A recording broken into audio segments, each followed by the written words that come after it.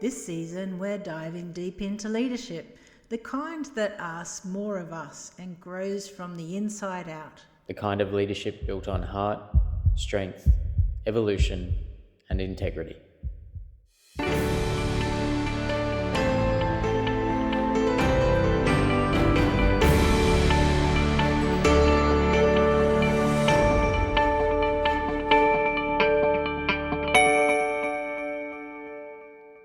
Let's begin.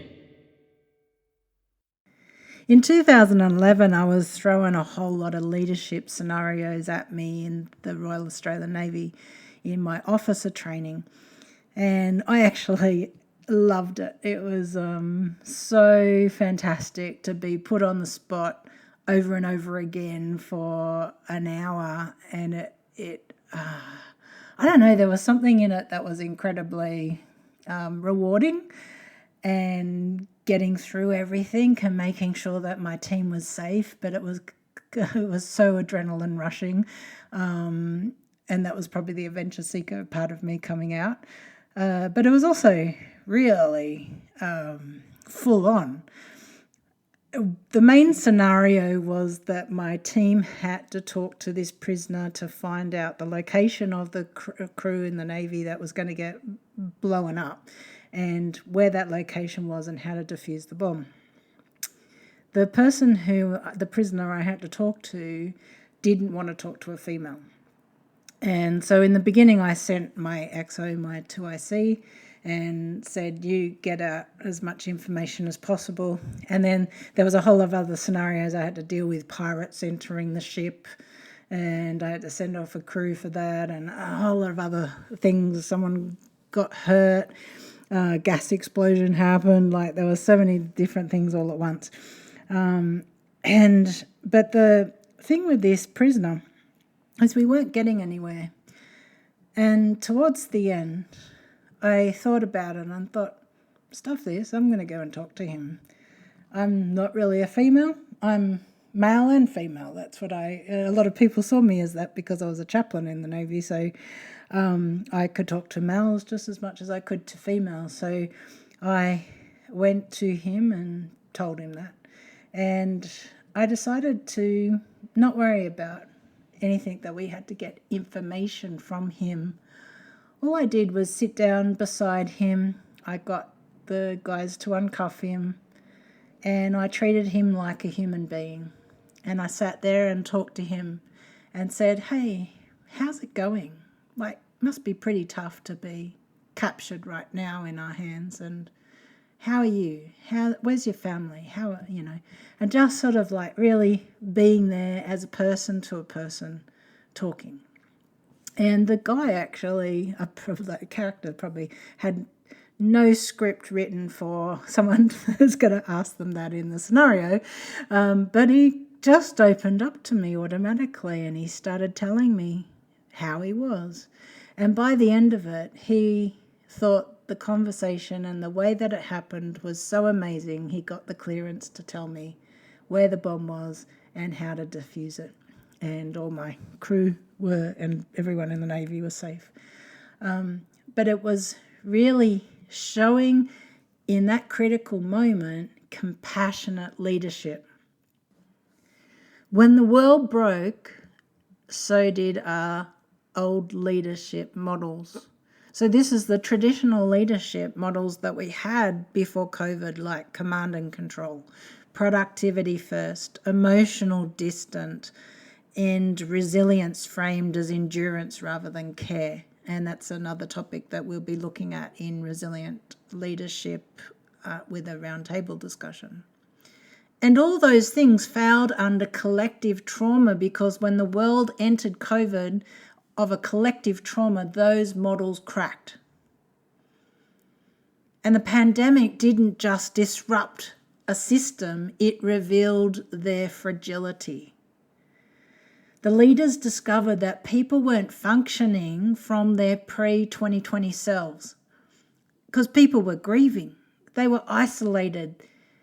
They were fearful. Some were so exhausted and burned out and carrying on those visible emotional loads. And leaders who pushed through using those old methods found that their teams were disengaging, breaking down, or they were leaving in droves. And I know many people who are leaving roles because of all that. Because everybody really went through a time of questioning what they were doing during the day, their personal life, their working life, and their family life. And leadership became less about KPIs and more about the nervous system. Compassionate leadership didn't appear because it was trendy, it appeared because it was necessary. So in this invisible landscape of leaders were navigating through this collective trauma through COVID. And in that chronic uncertainty and, as I said, isolation and grief, we had burnout, and it all created a global dysregulation.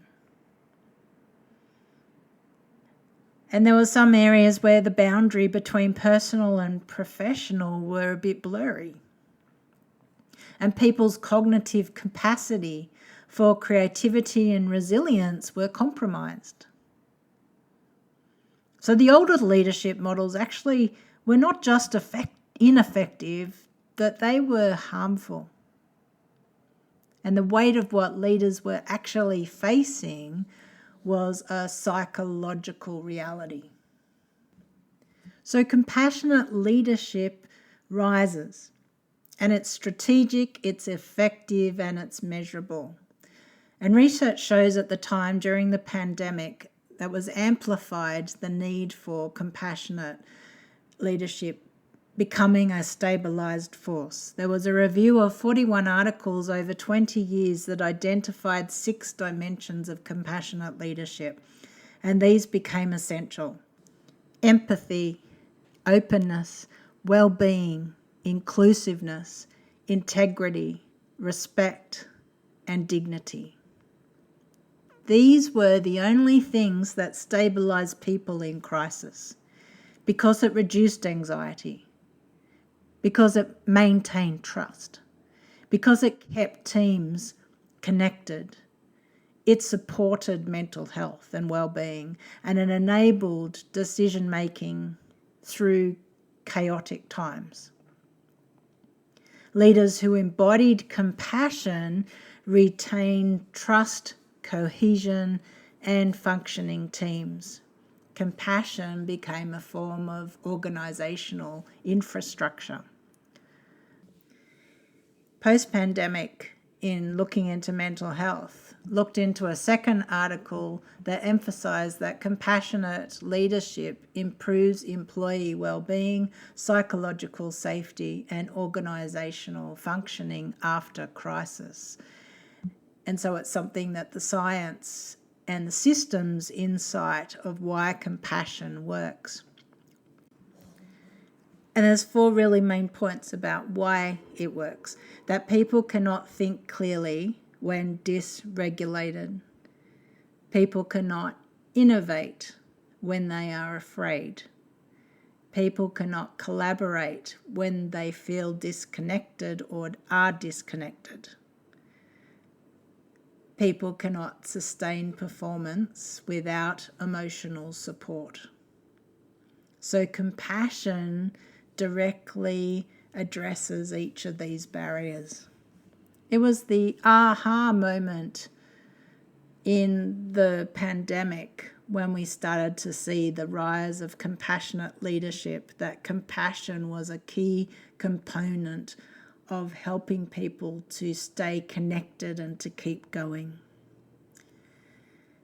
Compassion wasn't softness, it's a performance enabler. It's requiring leaders to cultivate inner compassion just because sustainable outward compassion is impossible without inward grounding. And that's one of the reasons why I did the first series on self-growth, looking at the self-love and inner leadership in one of the seasons previously, the second season, because it is so important to get those things right within ourselves before we look at leadership. And so if you haven't listened to the Self-Compassion and Inner Leadership season, I really recommend it. And to start really believing in compassion within yourself. It's the compass within us. And we must start with ourselves. We can't lead others sustainably without deep, hold-centered compassion for ourselves. Self-compassion is the buffer against burnout, reactivity, and any emotional depletion. That leaders who model gentleness will create psychological safety, and leaders who regulate themselves regulate their teams. That's including themselves to have mental health days as well. We model what we want our teams to model. And it's a shift from systems to the inner landscape. We need to be more reflective, grounded, and human. A lot of leaders might struggle to model gentleness in their systems and in communities. But we have to see that gentleness is not weakness. It's a relational strength. Gentleness is also about being more trauma-informed in our leadership practices, that we come from an attitude that every single one of us could have had some sort of trauma in our life. We also need to come from that compassionate is part of our communication to each other, to be more compassionate in the way that we talk with each other, our micro rituals that we do, that we want to create safety and belonging. We want to have care as culture and not as performance. And I think there's a long way still to go in that. That I'm certainly nothing about performance, and I do not want any of my guests to be about that on the podcast either. We want to have people who are genuine, who want to share their expertise and their personal life, and so that we can learn together, that we hold space for each other and our truth. And that, in essence, is compassionate leadership as well. So the same thing, what Sean and I want to model in our leadership series is about what we will model in ourselves as well, and what we believe in our true selves, and how we relate to others, but also in our own self, because it bridges into the practice, which is actionable. And it's a call in many ways to heart-centered leadership. During the pandemic taught us that leadership without compassion is brittle. It's brutal. But sustainable leadership over the long haul will require inner grounding, emotional literacy, and a courage to care. And for many of us who maybe you're not naturally gentle, not naturally compassionate, it may be a huge leap to get there. But if we start as a heart center, and the future of leadership being heart-centered, being relational, being compassionate, and we'll hear more of that during this season as it unfolds with our different guests.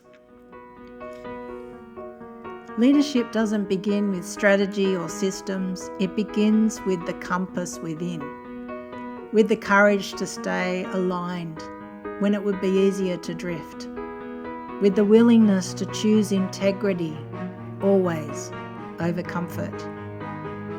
There is a compass inside you that knows the way to peace, to clarity, to the next step. And when the noise rises, when the path blurs, when you feel pulled in every single direction, return to that still point. Let it whisper. Let it lead. And let it remind you that you are held guided, and never walking alone.